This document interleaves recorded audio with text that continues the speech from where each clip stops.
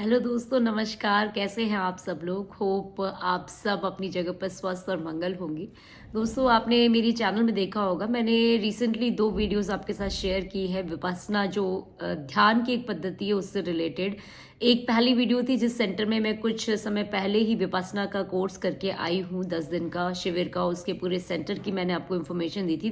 Next मैंने आपको दूसरी वीडियो में बताया था कि अगर आपको विपस्सना का 10 दिन का कोर्स करना है तो आप किस तरीके से ऑनलाइन उसका रजिस्ट्रेशन कर सकते हैं, क्योंकि रजिस्ट्रेशन पूरे ऑल ओवर इंडिया में ऑनलाइन माध्यम के थ्रू ही होता है। तो आज दोस्तों मैं ये वीडियो बना रही हूँ स्पेशली मेन जो रूल्स एंड रेगुलेशंस होते हैं, कोड ऑफ कंडक्ट होते हैं विपस्सना जो 10 दिन का शिविर है उससे रिलेटेड, ताकि आप अगर जाना चाहते हैं या वही कोर्स करना चाहते हैं तो किस नियम कानून को आपको फॉलो करना है और किस बात का ध्यान रखता है, तो उससे रिलेटेड वीडियो है। फर्स्ट ऑफ ऑल दोस्तों, मैं आपको बताना चाहूँगी कि विपस्सना जो है ना वो ध्यान की एक बहुत ही सूक्ष्म पद्धति है। तो उस पद्धति को आप अगर सिद्ध करना चाहते हैं या आप उससे रिजल्ट लेना चाहते हैं तो उसके लिए जो रूल्स रेगुलेशंस बनाए गए उसको स्ट्रिक्टली फॉलो करना और उन नियम कानून को आपको जो 10 दिन के शिविर में अपनाना बहुत ज़्यादा ज़रूरी है। तो इस वीडियो को आप शुरू से लेकर एंड तक ज़रूर देखिएगा ताकि आप आइडेंटिफाई कर सकें कि उन क्या ज़रूरत, उन क्या रूल्स रेगुलेशंस की ज़रूरत है जिसके थ्रू आप इस कोर्स को अच्छे से कर सकते हैं। तो सबसे पहला जो रूल है, जो सबसे पहला इंपॉर्टेंट रूल है वो है नोबल साइलेंस। नोबल साइलेंस दोस्तों जिसे आर्य मौन कहा जाता है, ये सबसे फर्स्ट इंपॉर्टेंट यहाँ का रूल है। तो ये जो आर्य मौन है ये सबसे पहला रूल है और इसका मतलब होता है आपको किसी भी फॉर्म में आप नॉर्मल तो बात किसी से कर नहीं सकते हैं, आप एक्सप्रेशन के थ्रू बात नहीं कर सकते, इशारों से बात नहीं कर सकते। आपको पूर्ण रूप से शांत रहना है और चुप रहना है 9 दिन तक। 10वें दिन सुबह ये मौन जो है टूटता है।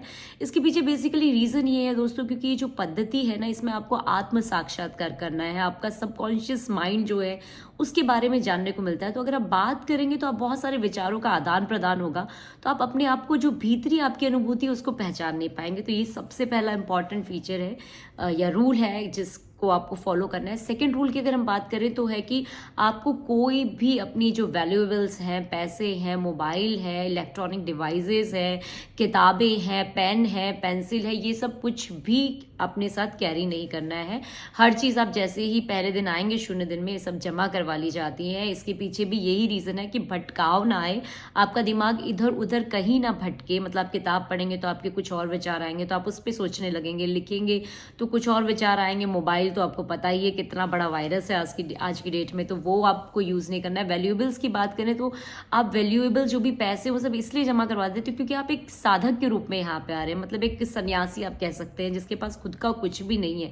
तो अगर आप पैसे भी रखेंगे तो आपको इस तरह की फीलिंग आएगी कि आपके पास आप मतलब आपके पास मनी है तो मतलब कुछ ना कुछ आपके पास एक तरीके से पैसा है, तो ये वो फीलिंग नहीं दिला पाएगा कि आप कुछ लेने आए हैं। कोई वो लेने का जो भाव होता है, एक भिक्षुक वाला भाव, वो नहीं आ पाएगा। तो इन सब वजह से ये सारी चीज़ें जो होती है अलाउड नहीं होती।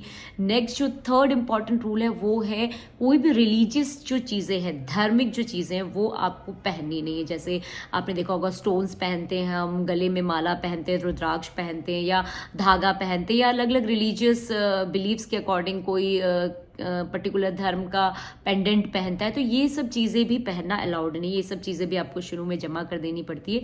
इसके पीछे भी दोस्तों रीज़न ये है ना कि आप अगर ऐसी इस तरह की रिलीजियस चीज़ों को पहनेंगे तो ये किसी धर्म को प्रमोट करने वाली बात है।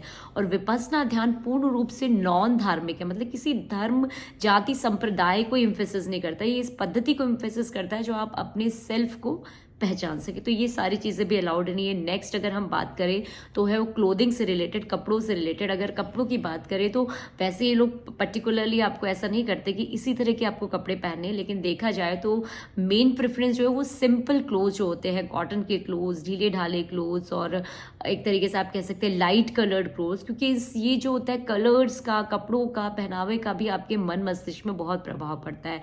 तो बेसिकली आपको सिंपल क्लोथ्स पहनने हैं, लाइट कलर्ड क्लोथ्स पहनने हैं। फीमेल्स को दुपट्टा लेना कंपलसरी होता है। फुल क्लोथ्स फुल क्लोथिंग्स पहननी है आपको, जैसे शॉर्ट्स है इस तरह के आपको अलाउड नहीं है। मेल्स में भी ऐसे ही आपको फुल क्लोथिंग्स पहननी है और जितना हो सके लाइट कलर और हल्के फुल्के कलर्स को यूज़ करना है, क्योंकि काफ़ी 10 घंटे कम से कम एक दिन में ध्यान करवाया जाता है। तो कपड़े भी इस तरीके से ढीले ढाले होने चाहिए जो बहुत ज़्यादा ज़रूरी हैं, तो आप कंफर्टेबल भी फील करेंगे।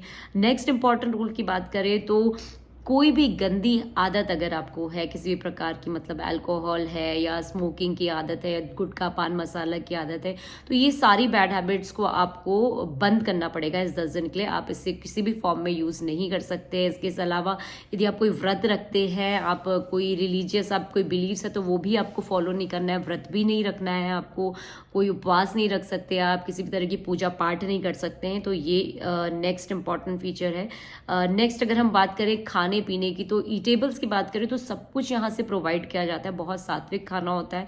खाने की बात करें तो बहुत, जिस तरीके से बोलते हैं ना, रात में एक भिखारी की तरह खाना चाहिए, सुबह एक राजा की तरह खाना चाहिए, दिया उसी तरीके से जाता है।